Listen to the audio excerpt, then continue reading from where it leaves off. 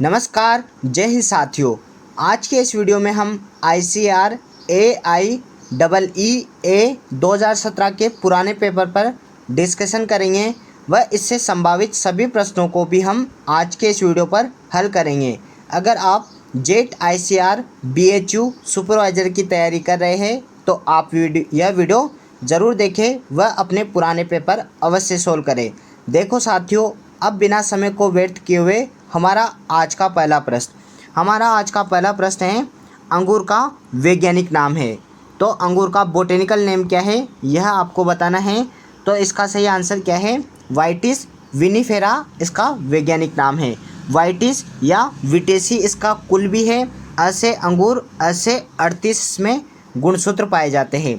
अंगूर का अगर आपसे उत्पत्ति स्थान पूछता है तो ब्लैक कैस्पेरियन सागर इसका उत्पत्ति स्थान है। ये भी आप ध्यान रखना साथियों। अंगूर से क्या बनाई जाती है? तो अंगूर से शराब या वाइन बनाने का कार्य होता है। ये आप ध्यान रखना। अंगूर सर्वप्रथम हमारे भारत में 13वीं शताब्दी में आया।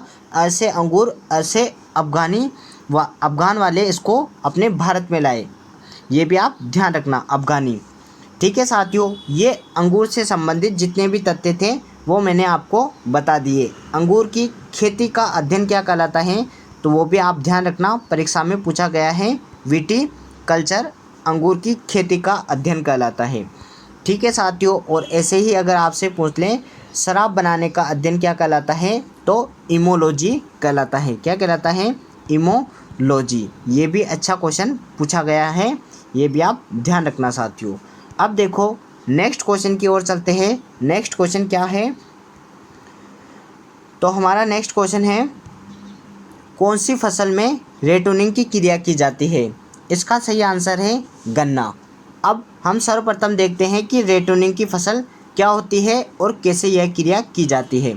जैसे साथियों, ये गन्ने का पौधा है, तो ये धरती है और धरती से कुछ ऊंचाई पर हमने गन्ने को काट दिया। क्या कर दिया? गन्ने को काट दिया। अब काटने के बाद वापस से यहाँ से नया गन्ना या नई फसल का फूटान हो जाएगा, नई फसल का निर्माण हो जाएगा। इसे ही हम क्या कहेंगे? तो इसे ही हम रेटोनिंग की क्रिया कहेंगे। और ये किस में होती है? यह गन्ने में होती है। आशा करते हैं आपको समझ में आ गया होगा। रेटोनिंग कह दो या पेडी कर दो। अगर पेडी की क्रिया पूछे तो गन्ने में होती है, और पेडी फसल आपसे पूछे तो पेडी की फसल किसे कहते हैं? चावल को कहते हैं, धान को कहते हैं। ये भी आप ध्यान रखना। ठीक है साथियों, अब नेक्स्ट क्वेश्चन देखते हैं कि नेक्स्ट क्वेश्चन क्या है। और गन्ने का वैज्ञानिक नाम आपको याद होना चाहिए, सेकेरम ऑफिसिनेरम गन्ने का वैज्ञानिक नाम है। 80 इसमें गुणसूत्र होते हैं और सबके गुणसूत्र मैंने आपको ट्रिक के जरिए याद कराए हुए हैं। आप पुराना वीडियो ज़रूर जाकर देखें। अब नेक्स्ट क्वेश्चन देखते हैं। नेक्स्ट क्वेश्चन है, टेरेस सुपर फास्फेट में P2O5 का प्रतिशत होता है। तो इसने फास्फोरस की मात्रा पूछी है P2O5 में। जैसा कि हम जानते हैं सिंगल सुपर फास्फेट में फास्फोरस की मात्रा P2O5 की प्रतिशत मात्रा कितनी होती है? तो 16% होती है। इसने ट्रिपल सुपर फास्फेट में पूछा है, तो इसको 3 से गुणा करो तो 16 या 48 आ जाएगा। तो ट्रिपल सुपर फास्फेट में हमारी P2O प्रतिशत की मात्रा कितनी हो गई? 48%। इसका सही आंसर आ गया साथियों। अब देखो नेक्स्ट क्वेश्चन देखते हैं। नेक्स्ट क्वेश्चन क्या कहा है? ICAR केंद्रीय चावल अनुसंधान संस्थान है, मतलब सेंट्रल राइस रिसर्च इंस्टीट्यूट कहाँ पर है? तो कटक उड़ीसा के अंतर्गत यह स्थित है साथियों। अगर आपसे यूँ पूछ ले इंटरनेशनल राइस रिसर्च इंस्टीट्यूट कहाँ पर है, तो वह भी आपको ध्यान रखना है, मनीला फिलीपींस के अंदर यह स्थित है। ये आप अनुसंधान संस्थान अवश्य याद रखें। एक अनुसंधान और याद रखना आप, जो परीक्षा में पूछता है, सिमिट। सिमिट कहाँ पर है? तो सिमिट मेक्सिको के अंतर्गत स्थित है। ये आप ध्यान रखना साथियों। कहाँ पर है? मेक्सिको के अंतर्गत स्थित है। और अगर आपसे काजरी पूछ लेता है तो काजरी कहाँ पर है? जोधपुर के अंतर्गत स्थित है साथियों। और सारे अनुसंधान संस्थान में आपको एक क्लास के अंतर्गत पूरा विस्तार से इनकी फुल फॉर्म के साथ वहाँ पर करा दूंगा, वह वीडियो आप देख लेना। अब देखो नेक्स्ट क्वेश्चन देखते हैं। नेक्स्ट क्वेश्चन क्या है? मक्के का नर पुष्पक्रम कहलाता है। देखो मक्के में एक तो होता है नर भाग, एक होता है मादा भाग। ठीक है साथियों, नर भाग का आना क्या, नर भाग कहलाता है नर मंजरी, या आप इंग्लिश में याद रखना इसको टेसल कहते हैं। मादा भाग कहलाता है मादा मंजरी, या इंग्लिश में आप याद रखना सिल्क कहलाता है। नर भाग का आना टेसलिंग कहलाएगा और मादा भाग का आना सिल्किंग कहलाएगा। ये आप ध्यान रखना। नर भाग ऊपर की ओर होता है, मादा भाग नीचे की ओर होता है, और मादा भाग से ही क्या बनती है, मक्का का भुट्टा या दाना बनता है। ये भी आप ध्यान रखना। तो देखो इसने नर भाग पूछा है, तो नर भाग को इसने हिंदी में दे रखा है वल्लर। आप इसको नर भाग को टेसल याद रखना, इंग्लिश में भी बाई लैंग्वेज में आता है पेपर, तो आप इंग्लिश में भी इसे ज़रूर दे सकते हैं। नर भाग टेसल, मादा भाग सिल्किंग। ठीक है, अब नेक्स्ट क्वेश्चन देखते हैं। नेक्स्ट क्वेश्चन में क्या कहा है। नेक्स्ट क्वेश्चन है हमारा, सोयाबीन का वैज्ञानिक नाम है। तो बोटेनिकल नेम बताना है सोयाबीन का। तो इसने दे रखा है ग्लाइसिन मैक्स। अब देखो साथियों, अगर आपसे पूछे सोयाबीन का ओरिजिन, उत्पत्ति स्थान बताओ, तो कई बच्चे मैक्सिको देख के मेक्सिको करके आ जाते हैं, जो कि गलत है। सोयाबीन का उत्पत्ति स्थान क्या है, चाइना है। पूछा गया क्वेश्चन है। मेक्सिको तो किसका है, तो मेक्सिको तो मक्का का उत्पत्ति स्थान है। ये भी आप ध्यान रखना। ठीक है साथियों, मक्का जिया में जिसका वैज्ञानिक नाम है, ये आप ध्यान रखना। अब देखो नेक्स्ट क्वेश्चन की ओर चलते हैं, और आप कंफ्यूज मत होना साथियों। और सोयाबीन के बारे में एक और आपको बता देते हैं। क्या है, सोयाबीन का सर्वाधिक उत्पादन मध्य प्रदेश में होता है, इसलिए मध्य प्रदेश को क्या कहते हैं, सोया राज्य के नाम से जाना जाता है। और मध्य प्रदेश में सर्वाधिक दालों का उत्पादन भी होता है, इसलिए दलहनी राज्य भी इसी को माना जाता है। ये भी आप ध्यान रखना। अब देखो नेक्स्ट क्वेश्चन देखते हैं। नेक्स्ट क्वेश्चन क्या है। नेक्स्ट क्वेश्चन में कहा है ICAR भारतीय दाल अनुसंधान संस्थान है, अर्थात इंडियन पल्सेस रिसर्च इंस्टीट्यूट कहाँ पर है, तो यह कानपुर यूपी के अंतर्गत स्थित है। कानपुर उत्तर प्रदेश के अंतर्गत दाल अनुसंधान संस्थान है। अगर आपसे यूँ पूछ लेते हैं अंतर्राष्ट्रीय दाल वर्ष कब मनाया गया था, तो अंतर्राष्ट्रीय दलहनी वर्ष 2016 को मनाया गया था। 2015 तो अंतर्राष्ट्रीय मृदा वर्ष था, और 2016 अंतर्राष्ट्रीय दलहनी वर्ष था। और सारे वर्ष मैंने आपको ट्रिक के जरिए याद कराए हुए हैं। जैसे चार, जैसे चावल। अंतर्राष्ट्रीय चावल वर्ष कौन सा था, 2004। और किसका साथ हमारे जीवन में जरूरी होता है, तो जल का साथ। तो अंतर्राष्ट्रीय जल वर्ष किसको मनाया गया था, तो 2007 को। और मैंने बाकी आपको 2002 से 2023 तक के सारे अंतर्राष्ट्रीय वर्ष ट्रिक के साथ याद कराए हुए हैं। आप पुराना वीडियो जाकर ज़रूर देख लें। आशा करता हूँ आपके यह सारे प्रश्न समझ में आ रहे होंगे, और इसके साथ साथ सभी संभावित प्रश्न भी आपके यहाँ पर हल हो रहे होंगे। तो साथियों, आप इस वीडियो को अपने दोस्तों तक ज़रूर शेयर करें। वीडियो अगर अच्छा लग रहा हो तो आप लाइक, शेयर, कमेंट ज़रूर करें साथियों। अब देखो नेक्स्ट क्वेश्चन देखते हैं। नेक्स्ट क्वेश्चन है हमारा, ऐसी मृदा जो 15% से अधिक विनिमय सोडियम से संतृप्त हो गई कहलाती है। अब देखो सोडियम की का है, और आप जानते हो सोडियम का नेचर तो वैसे ही क्या होता है, क्षारीय होता है। तो ये किन मृदा की बात कर रहा है, क्षारीय मृदा की बात कर रहा है। अगर यह ऑप्शन पे डिपेंड करता है, यहाँ पर लवणीय क्षारीय मृदा भी आता तो वह भी ऑप्शन सही माना जाता, क्योंकि उसमें भी क्या होता है, लवणीय क्षारीय मृदाओं में भी 15% से अधिक विनिमयशील सोडियम प्रतिशत मात्रा होती है। एक बात और मैं आपको यहाँ बता देता हूँ। देखो आप जब भी सोइल साइंस पढ़ो, तब सोइल साइंस में एक टेबल दे रखी है साथियों, जिसमें पीएच, इलेक्ट्रिक कंडक्टिविटी व विनिमयशील 15% से अधिक विनिमयशील सोडियम प्रतिशत मात्रा की, ये आप ज़रूर याद करना। इससे क्या है, लगभग प्रत्येक वर्ष एक आधा क्वेश्चन पुटअप होता है। इसमें क्या पूछते हैं, लवणीय मृदाओं का क्या है, क्षारीय मृदाओं का क्या है, लवणीय क्षारीय मृदाओं का क्या पीएच है, इलेक्ट्रिक कंडक्टिविटी क्या है, और विनिमयशील सोडियम प्रतिशत मात्रा क्या है, वो आप अवश्य देखना। अगर आपको जानकारी चाहिए तो आप मुझे कमेंट कर दें, मैं उसका एक लेक्चर ला दूंगा पूरा का पूरा। अब नेक्स्ट क्वेश्चन देखते हैं। नेक्स्ट क्वेश्चन में क्या कहा है इसने, माल गोदामों में गेहूं के सुरक्षित भंडारण के लिए गेहूं में इष्टतम आर्द्रता रखी जाती है। मतलब यह स्टोरेज अर्थात भंडारण करते हैं, तब अनाजों में कितनी नमी रखी जाती है। देखो मैं आपके 4-5 क्वेश्चन यहाँ क्लियर कर देता हूँ। अगर साथियों गेहूं पूछ ले, कोई से भी अनाज पूछ ले, अगर कोई सी भी दालें आपसे पूछ ले, दलहनी परिवार आपसे पूछ ले और कोई सी भी तिलहनी फसल आपसे पूछ ले, तो इनका कंसेप्ट आपके यहीं क्लियर कर देते हैं। अगर दालों में नमी पूछ ले भंडारण के लिए, तो आपको हमेशा टिक करके आना है। अनाजों में पूछ ले तो 10 से 12% के अंतर्गत नमी रखी जाती है भंडारण के लिए। अगर दालों में पूछ ले तो 8 से 10% रखी जाती है नमी, और अगर तिलहन में पूछे तो 6 से 8% नमी रखी जाती है। अब देखो, अनाजों में जैसे गेहूँ चावल ये आ गए, दालों में जैसे चना मूंग उड़द वगैरह ये आ गए, तिलहनी में सोयाबीन वगैरह ये आ जाती है साथियों। तो इनकी नमी कितनी रखनी है, इनके कुसुम वगैरह सूरजमुखी इनकी कितनी रखनी है, 6 से 8%। ये कंसेप्ट आपका क्लियर होना चाहिए, आपके कभी भी क्वेश्चन गलत नहीं होंगे। अब देख लो, अनाज गेहूँ किस में आता है, अनाज में, तो इसका सही आंसर क्या होगा, 10 से 12%। अब नेक्स्ट क्वेश्चन देखते हैं। नेक्स्ट क्वेश्चन में क्या कहा इसने, भारत में कृषि कार्य में मीथेन गैस का उत्पादन मीथेन उत्पन्न होने का मुख्य स्रोत है। इसका सही आंसर है चावल के खेत। देखो, एक बहुत ही अच्छा मोस्ट इम्पोर्टेंट क्वेश्चन यहाँ से बनता है। चावल के खेत को क्या कहते हैं, मीथेन गैस की चिमनी कहते हैं। क्या कहते हैं, चिमनी कहते हैं, क्योंकि क्या होता है, अवायवीय जीवाणु होता है मेथेनोजेनस, वो क्या करता है, मेथेन गैस का उत्सर्जन करता है। इसलिए चावल के खेतों से हमेशा क्या निकलती है, मेथेन गैस का उत्सर्जन होता रहता है। ये बहुत अच्छा क्वेश्चन है, पहले भी आया है, तो आप इसे अवश्य ध्यान रखें। चावल का वैज्ञानिक नाम क्या है, ओराइजा सेटाइवा।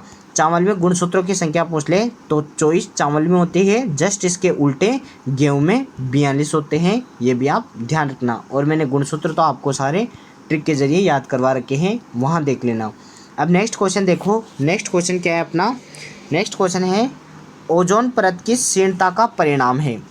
तो इसने आंसर दे रखा है पृथ्वी तक पहुँचने वाली पराबैंगनी किरणें। अब देखो इसने क्या कहा है, मैं आपको यहाँ पर समझा देता हूँ आसानी से, कि जैसे ये हमारी पृथ्वी है और ये सूरज है, तो क्या होता है, वायुमंडलीय या अपने सूरज से आने वाली क्या होती है, अल्ट्रावायलेट रे, पराबैंगनी किरणें। अल्ट्रावायलेट रे आती है, वह क्या होती है, वह धरती तक आती है, किंतु इसके धरती के चारों ओर क्या होती है, ओजोन परत होती है, O3 की एक लेयर होती है, वो इनको क्या करती है, हमारी पृथ्वी तक आने से रोकती है, वापस इनको रिफ्लेक्ट कर देती है। तो ये क्या करती है, पराबैंगनी किरणें को अपने धरती तक नहीं आने देती। और अगर आपसे क्वेश्चन एक बार पूछा गया है, ओजोन परत की क्षीण होने का कारण क्या है, तो क्लोरोफ्लोरोकार्बन। ये अच्छा क्वेश्चन पूछता है कि क्लोरो गैस नष्ट होती है तो हमारी ओजोन लेयर इससे नष्ट होती जाती है। और यही क्वेश्चन इसने पूछा है, देखो कि ओजोन परत किसको रोकती है, तो इसने क्या कहा, पृथ्वी तक पहुंचने वाली पराबैंगनी अल्ट्रावायलेट रे को रोकती है। अगर ये कम हो जाएगी तो अल्ट्रावायलेट रे हमारी धरती पर आ जाएगी, अगर ये क्षीण हो जाएगी, यही इसने पूछा है। अब नेक्स्ट क्वेश्चन देखते हैं, उस युग्म का पता लगाइए जो शर्करा का स्रोत है। तो गन्ना व केला इसका सही आंसर है। और आप तो यूँ भी जानते हो गन्ने का क्या होता है, गन्ने से तो शर्करा का निर्माण किया जाता है। गन्ने का वैज्ञानिक नाम होता है सेकेरम ओपिसिनेरम। और गन्ना क्या होता है, एक संस्कृत भाषा का शब्द है जिसका अर्थ होता है शर्करा, और इससे क्या होता है, शर्करा का निर्माण होता है। अगर आपसे पूछ ले कि शर्करा का कटोरा किसे कहते हैं विश्व में, तो क्यूबा देश को शर्करा का कटोरा कहते हैं। किसको, क्यूबा देश को शर्करा का कटोरा कहते हैं, ये भी आप ध्यान रखना। और केले से भी क्या होता है, कुछ मात्रा में शर्करा का निर्माण होता है। अगर चुकंदर भी आ जाता है ऑप्शन में, तो चुकंदर से भी निर्माण होता है। ये कुछ सामान्य जानकारी आपको अवश्य होनी चाहिए। और क्या होता है, गन्ने से गैसोहोल का भी निर्माण होता है, वो भी आप ध्यान रखना।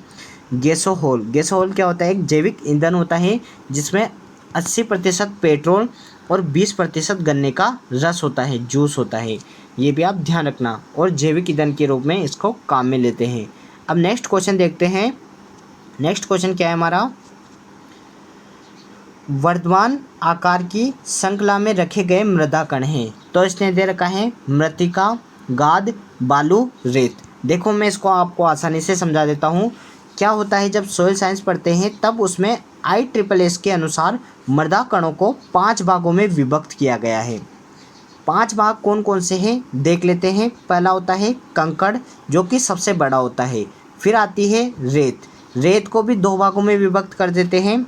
एक तो होती है मोटी रेत और एक होती है बारीक या छोटी रेत, बारीक रेत। देखो आपको स्पष्ट नहीं दिख रहा होगा तो मैं बोल रहा हूँ, वहाँ से देख लेना। कंकड़, रेत, फिर आता है सिल्ट, फिर आता है क्ले। क्ले को हिंदी में कहते हैं मृतिका और सिल्ट को कहते हैं गाद। ये आप ध्यान रखना। और मैंने आपको पहले भी क्वेश्चन कराया हुआ है, वहाँ पर इनके मृदा कणों का आकार भी आपको बता रखा है। देखो क्ले का कई दफ़ा पूछता है, 0.002 mm से कम आकार का होता है क्ले। जैसे जैसे ऊपर बढ़ते हैं 10 से गुणा करो, मृदा कणों का आकार आता जाएगा। मैंने आपको बता रखा है, आप पुराने वीडियो पे जाकर देख लें। तो देखो सबसे छोटी होती है क्ले, फिर होती है सिल्ट, फिर बारीक रेत, फिर मोटी रेत और फिर आता है कंकड़। ये कितने प्रकार हो गए? 1, 2, 3, 4 और ये 5। ये 2 प्रकार है, छोटी रेत और मोटी रेत। आशा करता हूँ आपको यह समझ में आ गए होंगे। और मृदा विज्ञान से संबंधित जितने भी तथ्य हैं वो आपको ध्यान रखने हैं। जैसे सोइल शब्द है, सोइल लैटिन भाषा का शब्द होता है जिसका अर्थ क्या होता है? फ्लोर या फर्श होता है। ये भी आप ध्यान रखना। सोइल क्या होती है? एक 3D स्ट्रक्चर, त्रिसंरचना होती है जिसकी क्या होती है? लंबाई, चौड़ाई व ऊंचाई। और मैंने सोइल पढ़ा रखी है, वो वीडियो आप जाकर देख सकते हैं। अब नेक्स्ट क्वेश्चन पर डिस्कशन करते हैं। नेक्स्ट क्वेश्चन है हमारा, कौन सी फसल प्रकृति में नॉन टिल्डिंग अर्थात जिसमें कल्ले नहीं फूटते, गैर दोजी है? तो इसका आंसर इसने गलत दे रखा है। देखो यहाँ नहीं आएगा, यहाँ पर मक्का ऑप्शन आएगा। क्योंकि धान में तो क्या होता है? कल्ले फूटते हैं, गेहूं में भी कल्ले फूटते हैं, जौ में भी कल्ले फूटते हैं, मक्का में कल्ले नहीं फूटते। इसने यहाँ पर गलत आंसर दे रखा है। क्योंकि जब क्या हम धान पढ़ते हैं तब आपने देखा होगा उसकी हम सिंचाई पढ़ते हैं, जब कि कौन सी सिंचाई के समय उसकी क्रिटिकल स्टेज, सिंचाई की क्रांतिक अवस्था पढ़ते हैं, तब आपने देखा होगा धान में तो हम सिंचाई कौन सी अवस्था पे करते हैं? क्रांतिक अवस्था पे भी हम, मतलब जब कल्ले फूटते हैं तब भी हम सिंचाई करते हैं। किंतु मक्का में क्या होता है? कल्ले नहीं फूटते। इसमें तो हम सिंचाई कौन सी अवस्था में करते हैं? या तो नर पुष्प टेसल आएगा जब, या मादा पुष्प सिल्क आएगा तब हम ये करेंगे। तो इसमें मक्का में क्या होता है? कल्ले नहीं फूटते। देखो इसने गलत आंसर दे रखा है, ये भी आप ध्यान रखना है। इसको काट देते हैं, दान नहीं है यहाँ पे मक्का आएगा। ठीक है, ऑप्शन पे डिपेंड करता है साथियों बाकी। और देखो नेक्स्ट क्वेश्चन देखते हैं। नेक्स्ट क्वेश्चन क्या है? किसका प्रयोग पर्निल छिड़काव के लिए किया जाता है? पर्निल छिड़काव क्या होता है? जैसे ये पौधा है साथियों, तो ये खड़ी फसल में क्या होता है? खड़ी फसल में भी मतलब ऐसा उर्वरक जिसको अगर हम खड़ी फसल में छिड़कें तो पौधे की पत्तियों, तने व जड़ों के द्वारा क्या होता है? यह पोषक तत्व ग्रहण कर लेती है। तो ऐसा कौन सा उर्वरक है जिसका पर्निल छिड़काव, मतलब फुहारे के द्वारा पर्निल छिड़काव भी किया जा सकता है? तो वह है यूरिया। यूरिया को याद रखना आप, NH2CO, NH2 इसका सूत्र होता है। अगर 2 अणु मिलते हैं यूरिया के तो बायूरेट का निर्माण होता है। और इसमें 46% नाइट्रोजन की मात्रा होती है। यूरिया नाइट्रोजन का एक अच्छा उर्वरक है, ये भी आप ध्यान रखना। अब नेक्स्ट क्वेश्चन देखते हैं। नेक्स्ट क्वेश्चन क्या है हमारा? नेक्स्ट क्वेश्चन है साथियों कि पशुओं में मिल्क फीवर किस कारण से होता है? देखो मिल्क फीवर मैं आपको बता देता हूँ, ये क्या होता है? दुग्धारू पशुओं में होता है। मिल्क फीवर ऐसी बीमारी है, हर बीमारी में तो क्या होता है? शरीर का तापमान बढ़ता है, किंतु यह एकमात्र ऐसी बीमारी है जिसमें शरीर का तापमान घटता है। ये मिल्क फीवर किसके कारण होता है? तो दुग्धारू पशुओं में क्या होता है? कैल्शियम की प्रतिशत मात्रा या कैल्शियम की मात्रा कम हो जाती है, इसके कारण इनको मिल्क फीवर हो जाता है। दुग्धारू जानवरों में यह होता है। तो देखो इसने यही कहा है, रुधिर में कैल्शियम के स्तर में कमी आने पर मिल्क फीवर हो जाता है। ठीक है साथियों, अब नेक्स्ट क्वेश्चन देखते हैं। नेक्स्ट क्वेश्चन क्या है? तो इसने कहा है कोलेस्ट्रम होता है। तो कोलेस्ट्रम को हम क्या कहते हैं? खीस। आप समझ गए होंगे खीस क्या होता है? जब जानवर ब्याते हैं, क्या होते हैं? जब पशु ब्याते हैं तब ब्याने के उनके स्टार्टिंग में जो दूध का स्त्रवण होता है, जो गाढ़ा होता है, तरल होता है, वह क्या कहलाता है? कोलेस्ट्रम या खीस कहलाता है। और यह क्या करता है? यह रेचक का काम भी करता है, क्योंकि इनके बछड़े वगैरह इसको पीते हैं तो वह रेचक का दस्त लगाने का काम भी करता है। तो ये देखो कोलेस्ट्रम क्या है? इसने कहा है गाय के ब्याने के तत्काल बाद थन का स्त्राव, मतलब जो थन से जो दूध निकलता है उस दूध को हम कोलेस्ट्रम या खीस कहते हैं। गाय के से क्या, ये भैंस वगैरह हर जानवर के स्तन से निकलता है साथियों। अब देखो नेक्स्ट क्वेश्चन देखते हैं नेक्स्ट क्वेश्चन का है केला किसके माध्यम से प्रवर्धित होता है, अर्थात केले का प्रवर्धन किसके द्वारा होता है। तो इसने दे रखा है अंतःभूस्थारी, सही है। घनकंद तो नहीं आएगा। अंतःभूस्थारी को हम क्या कहते हैं, सकर्स। तो केले का प्रवर्धन किसके द्वारा होता है, सकर्स के द्वारा होता है। अगर पर्टिकुलर आपसे पूछ ले तो तलवारी सकर्स, क्या है, तलवारी या स्वॉर्ड सकर्स के द्वारा केले का प्रवर्धन होता है। ये घनकंद के द्वारा तो किसका होता है, तो ग्लेडियोलस, ग्लेडियोलस का होता है। इसे हम क्या कहते हैं इंग्लिश में, कोन। कोन के द्वारा किसका होता है, ग्लेडियोलस। घनकंद के द्वारा होता है ग्लेडियोलस का। और केले का होता है स्वॉर्ड सकर्स के द्वारा। ये भी आप ध्यान रखना, जैसे सल्ककंद के द्वारा प्याज का होता है, ऐसे आप ध्यान रखना साथियों। प्रवर्धन से प्रत्येक वर्ष क्वेश्चन पूछते हैं और आप ये अवश्य ध्यान रखना, जैसे हार्डवुड कटिंग किसके द्वारा होती है, ये चीज़ें आप ध्यान रखना। अब नेक्स्ट क्वेश्चन देखो। नेक्स्ट क्वेश्चन अच्छा पूछा है इसने, एक जनरल नॉलेज का क्वेश्चन है। अगर आपने बचपन में पढ़ा होगा तो बचपन में भी आया है कई दफ़ा कि पहली क्लोनिंग डोली किसके बनाई गई थी, मतलब डोली किसका नाम था जो पहली क्लोनिंग जानवर था। तो वह भेड़ नामक पशु का जानवर था जिसका नाम क्या रखा गया, डोली। और पहली क्लोनिंग भेड़ थी ये, तो इसका नाम रखा गया डोली। ये अच्छा क्वेश्चन पूछता है और पहले भी पूछा गया है, एक जनरल नॉलेज का क्वेश्चन है, आपने अगर बचपन में पढ़ा हो तो ये आया था साथियों।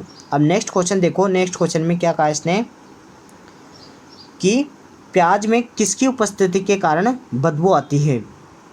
तो इससे दे रखा है गंधक। गंधक मतलब सल्फर। अब देखो प्याज का वैज्ञानिक नाम क्या होता है, एलियम सिपा एलियेसी इसका कुल होता है। अब इसमें क्या होता है, सल्फर की उपस्थिति के कारण इसमें एलाइल प्रोपाइल डाइसल्फाइड बन जाता है। एलाइल प्रोपाइल डाइसल्फाइड नामक रसायन बन जाता है जो प्याज में आंसू लाने का कारण भी होता है और सल्फर का उप उत्पाद होता है।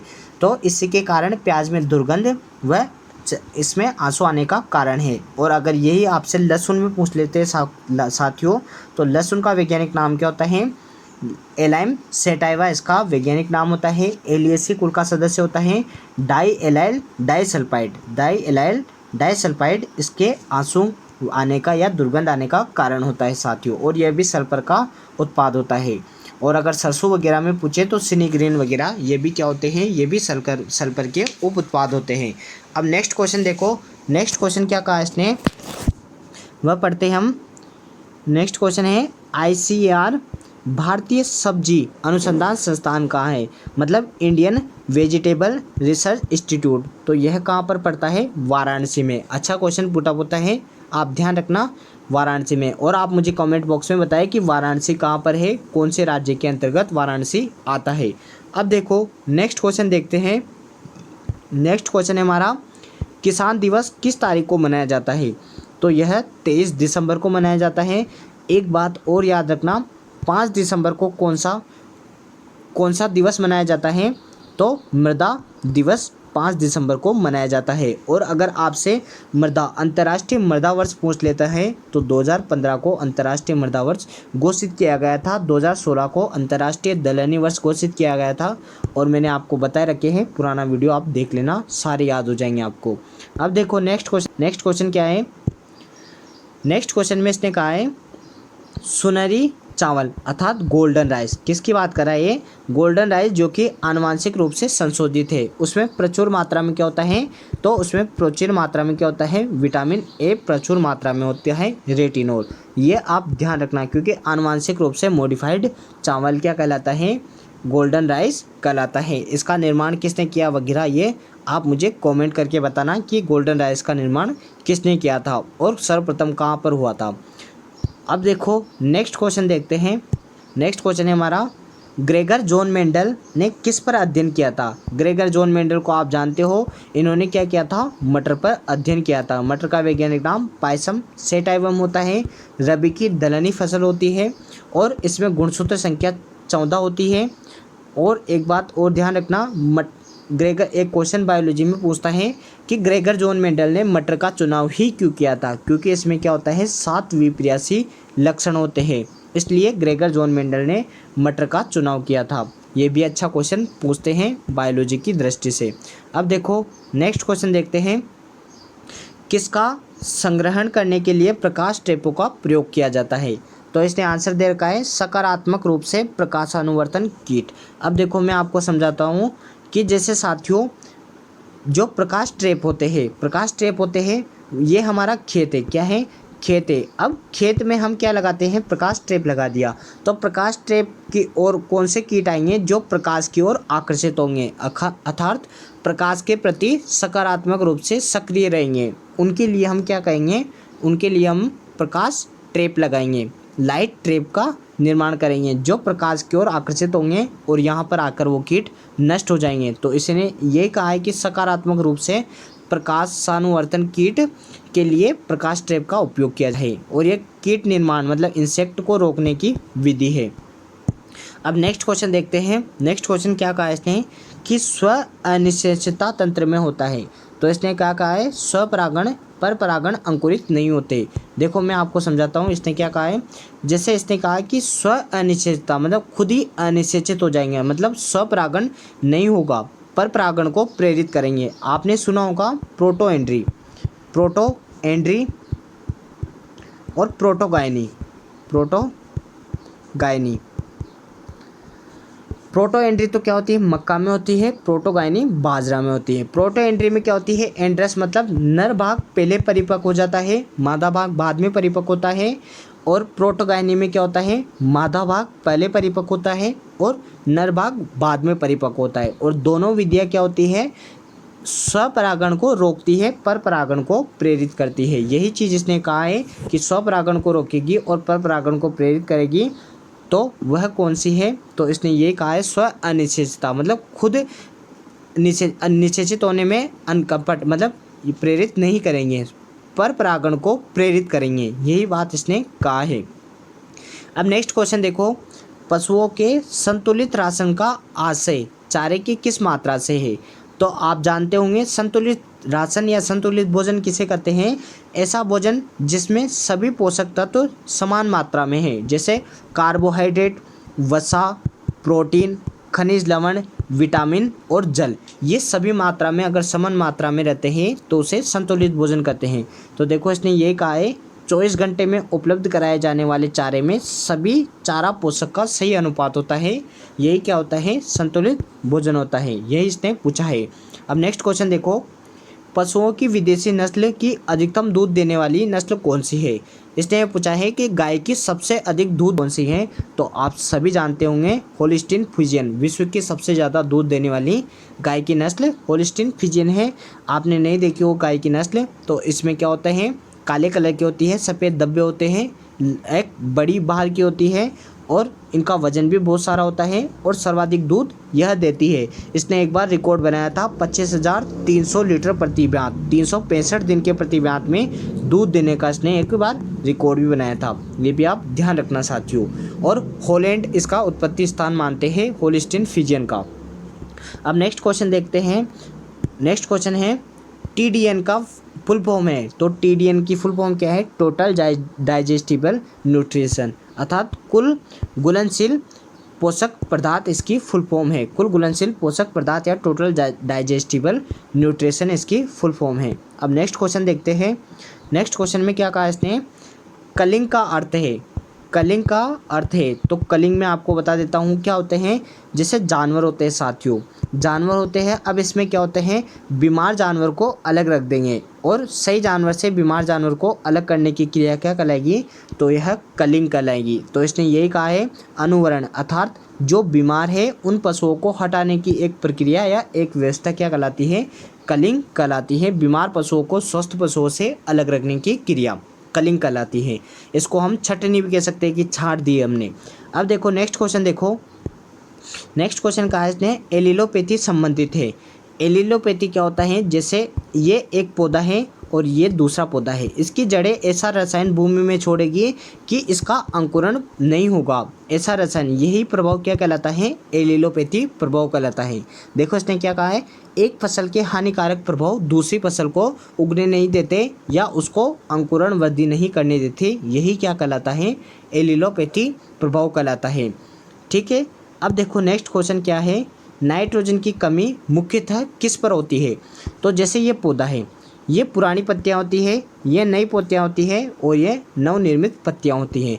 तो नाइट्रोजन की कमी कौन सी पत्तियों पे होगी? तो पुरानी पत्तियों पे नाइट्रोजन की कमी के लक्षण होंगे। ये आप ध्यान रखना साथियों।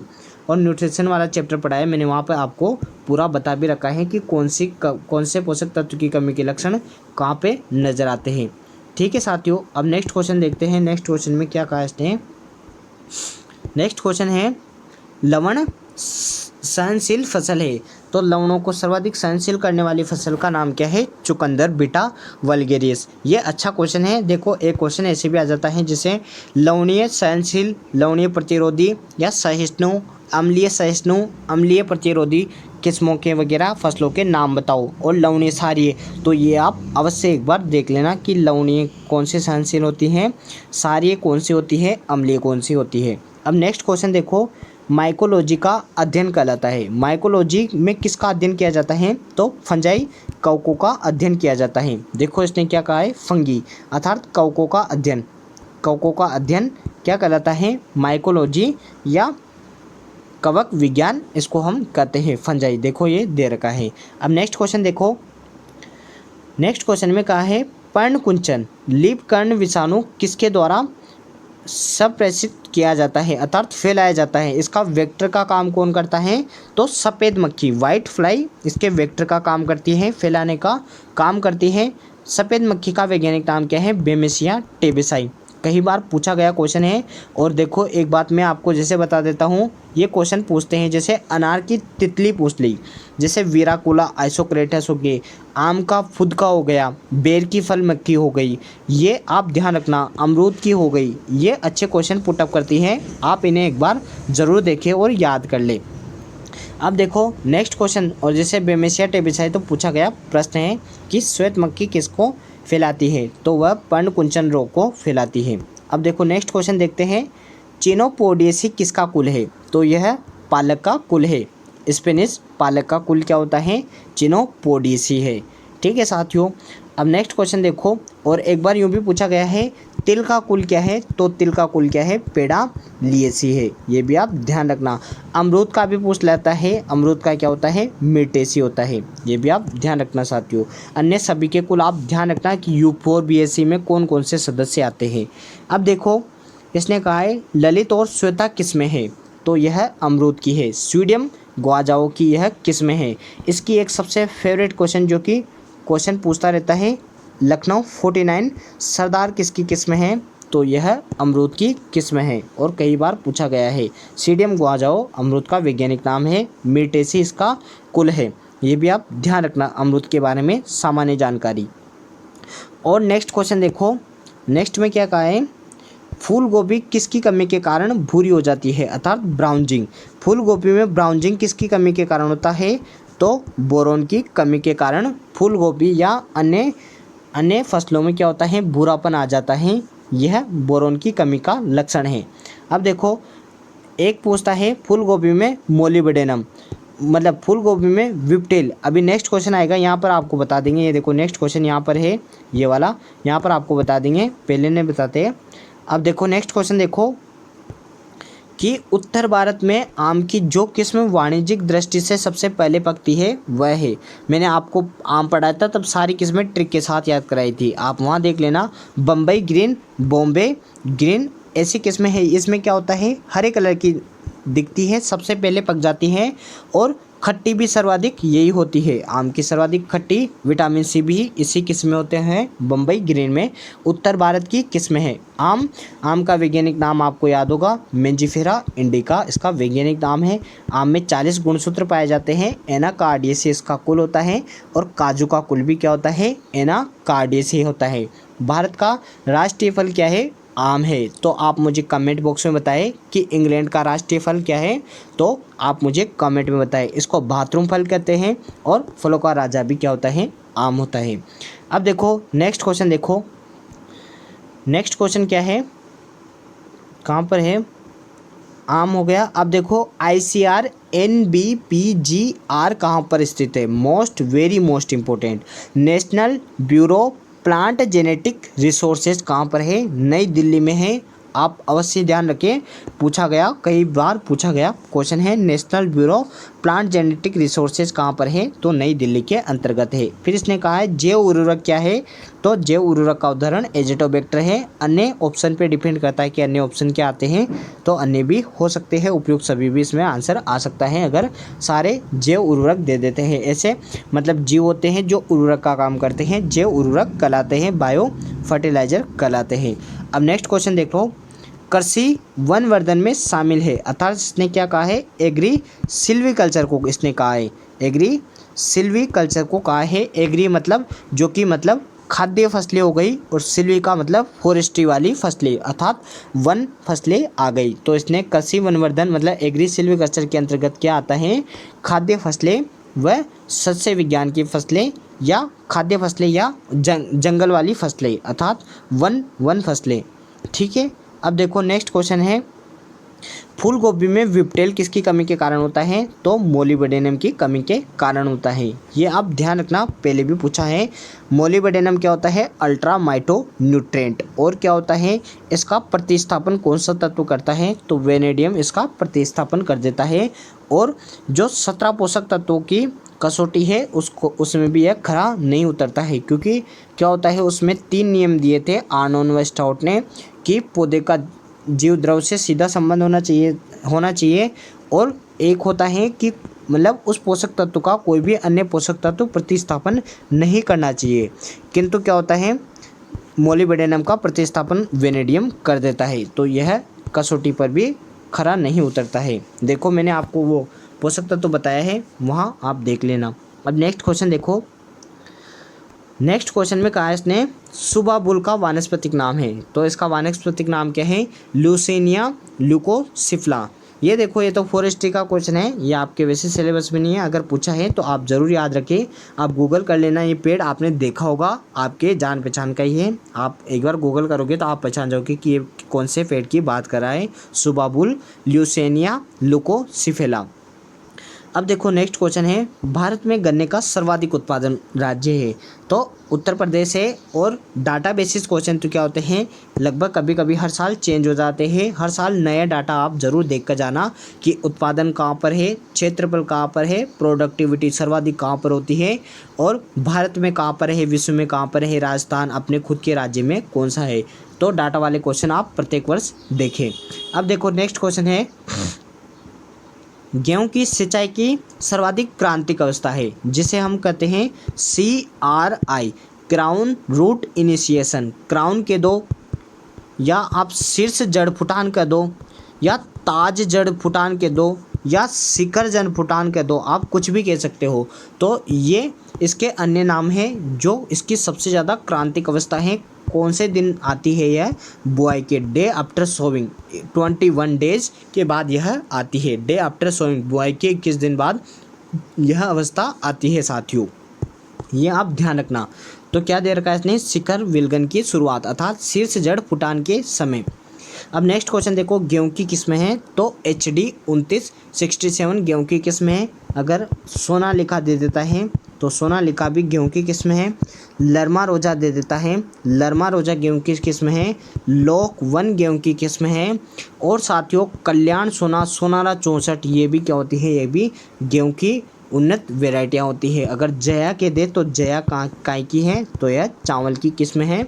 PRI पूसा राइस हाइब्रिड 10 भी अभी चावल की किस्म है, ये आप ध्यान रखना। रत्ना भी काय की है, तो रत्ना आम की भी किस्म है और चावल की भी किस्म है। मल्लिका मूंगफली की भी किस्म है साथियों, ये भी आप ध्यान रखना। किस्में आप ज़रूर याद रखें, कुछ तो अवश्य याद रखें, और पुराने पेपर में जो पूछी गई है एक बार उन्हें आप ज़रूर देखो। हॉर्टिकल्चर में ज़्यादातर किस्में पूछता है, वो भी कन्फ्यूजिंग वेराइटी। अगर आप कमेंट करोगे तो कन्फ्यूजिंग वेराइटी का एक पूरा वीडियो ले आएंगे, उसमें सारी कन्फ्यूजिंग वेराइटी एक साथ आपको बता देंगे, और आप कभी कन्फ्यूज़ मत होना। अब देखो नेक्स्ट क्वेश्चन देखते हैं, देरी से बोए गए गेहूं की इष्टतम बीज दर है। तो देखो इसने 100 किलोग्राम दे रखा है, किंतु 100 किलोग्राम तो इसकी नॉर्मल सीड रेट रखी जाती है। और एक बात आप अवश्य याद रखिए, नॉर्मल सीड रेट से अगर आप लेट सोविंग करते हो, मतलब देरी से बुआई, या आप जल्दी बुआई करते हो, या लवणीय सारे मृदाओं में अगर आप बुआई करते हो, तो आपकी सामान्य बीज दर से 25% अधिक बीज दर का प्रयोग करना चाहिए। अर्थात 100 की जगह 120 से 125 किलोग्राम प्रति हेक्टेयर बीज दर का आपको बुआई करनी चाहिए। देरी से करो, जल्दी करो, या फिर आप लवणीय सारी मृदाओं के लिए अगर ये करते हो तो 25% सामान्य बीज दर से 25% अधिक बीज दर का प्रयोग किया जाता है। तो अगर यहाँ ऑप्शन पे डिपेंड करता है, अगर सब 100 से कम आई है तो 100 सही माना जाएगा, अगर 125 120 आई है तो वह सही माना जाएगा। ठीक है साथियों, ये हमारा ICAR 2017 का पेपर था। अब आप कहोगे तो 2016, 2015, 2019, 20, 2002 से लगा के कंटिन्यू आपके सभी पेपर हल करा दिए जाएंगे। जेट, ICAR, BHU सुपरवाइजर सभी के पुराने पेपर एक बार आप खुद अवश्य हल करें, और आप कमेंट करोगे तो सभी के प्रश्न पत्र आपको विस्तारित रूप से हल करा दिए जाएंगे, ताकि आपके एग्ज़ाम के लिए आपको बहुत ज़्यादा आसानी हो साथियों। और आपको आज का वीडियो कैसा लगा कमेंट करके ज़रूर बताना।